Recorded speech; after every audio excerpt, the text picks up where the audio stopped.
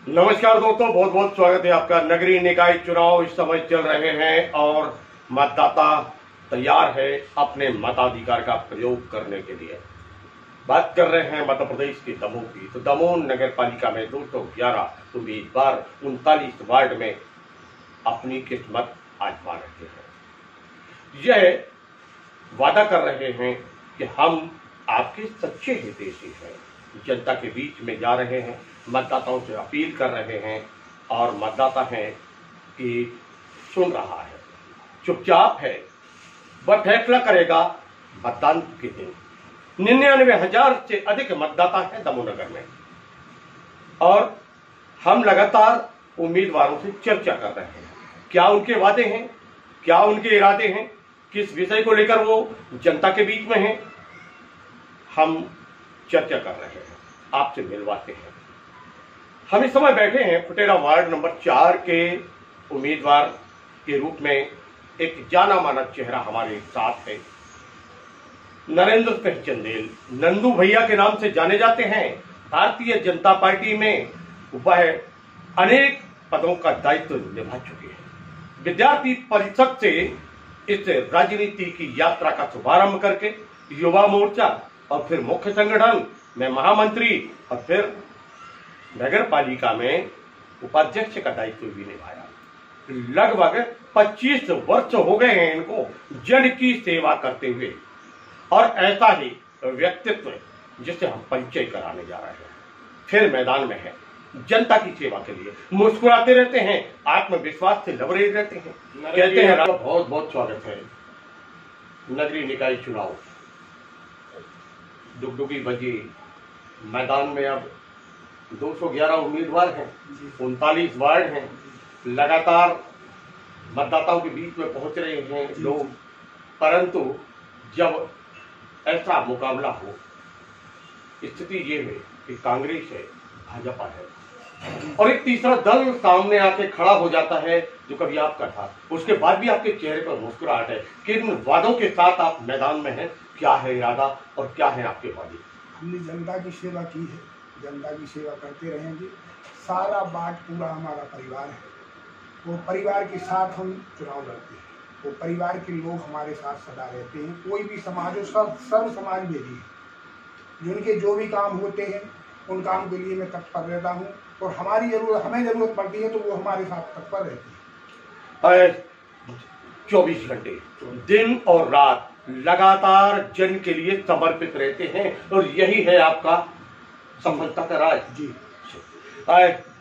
नंदू जी, एक और प्रश्न उभर कर सामने आता है कि लगातार एक बात चल रही है, भारतीय जनता पार्टी, कांग्रेस, टीएसएम, आप और निर्दलीय एक ही बात कर रहे हैं समय कि भ्रष्टाचार मुक्त, अपराध मुक्त, स्वच्छता में नंबर 1 हो।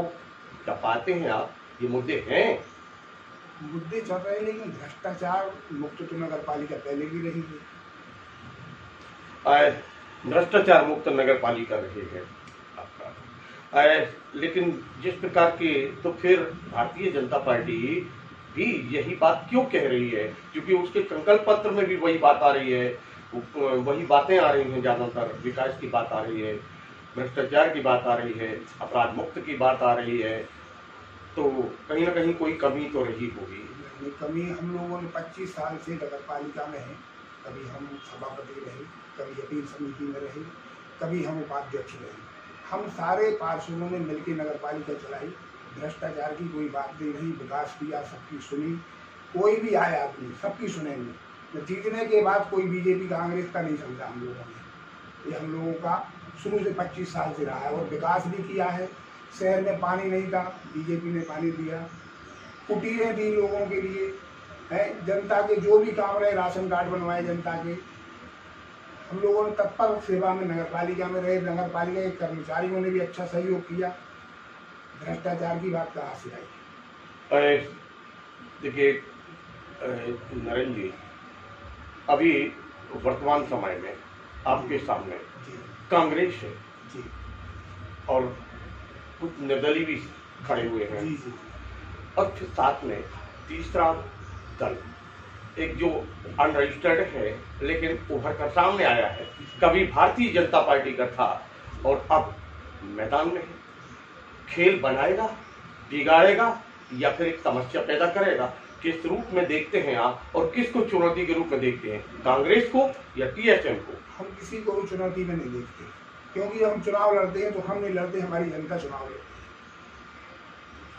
है। यानी सीधा सीधा है, हम किसी को प्रतिद्वंदी के रूप में नहीं देखते हैं, हम तो लड़ते हैं और जनता लड़ती है चुनाव। यही विश्वास के साथ आप शायद मैदान में हैं।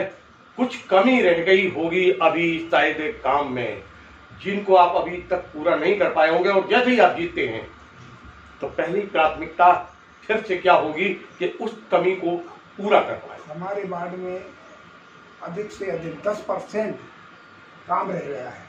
जैसे कुछ गरीबों की कुटिया रह गई, तो वो इसलिए रह गई, 3 साल अभी हमारी नगर पालिका में हम लोग नहीं थे, उसके बाद भी हम काम कराते रहे, निरंतर सफाई कराते रहे, कुटिया लगाते रहे लोगों के लिए, और जो भी काम जनता का रहा वो भी हम कराते रहे। तो नरेंद्र जी का कहना है कि हमने तो 90% कार्य को पूरा कर दिया है, 10% रह गया है, वो भी हो जाएगा। जीतते ही वह इस पूरे कार्य को करने का संकल्प लेते हैं, और फिर उनका ये भी संकल्प है, सरकार की जो योजना होगी, नगर पालिका में जो योजना बनेगी, उसको धरातल पर उतारने का संकल्प लेकर मैदान में है। नंदू जी बहुत मुस्कुराते रहते हैं, आप लगातार आत्मविश्वास पे लग रहे रहते हैं। क्या है ऐसा राज की कहीं चुनाव की थकान दिखलाई नहीं देती, कहीं कोई चीज नहीं दिखलाई देती, और ऐसे जब मुकाबला है ऐसा त्रिकोणी चतुर्कोणी की स्थिति बन रही हो, और ऐसे समय हम अपने जनता के बीच में सदा रहते हैं। हमारी मुस्कुराने का कारण ये है, हमारे वार्ड के तो हम काम करते ही हैं, शहर के भी जो लोग रहते हैं उनके भी काम करते हैं, उनकी भी सुनते हैं और प्रयास करते हैं इनका एन प्रकार काम हो जाए। अगर उनका काम हो जाता तो उनसे ज्यादा हम खुश रहते। हमारा ये सदा संकल्प रहा है।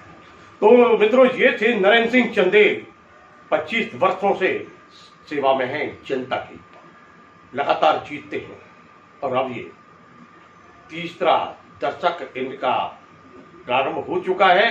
अब आगे चल के इनकी यात्रा फिर बढ़ रही है, आगे लगातार बढ़ रही है, और यह जीत की ओर अग्रसर होने का संकल्प लेकर मैदान में है। आपसे एक निवेदन है जी, इस समय के दौरान में मतदाता अपने मताधिकार का प्रयोग करते हैं जी।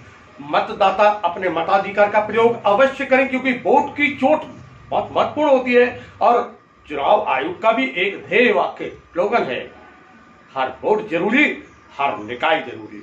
मतदाता मताधिकार का प्रयोग अवश्य करें, निर्भय होकर करें, निर्भीक होकर करें, लेकिन मतदान अवश्य करें। आपकी वोट से बनती है सरकार, और सरकार जो होती है आपकी।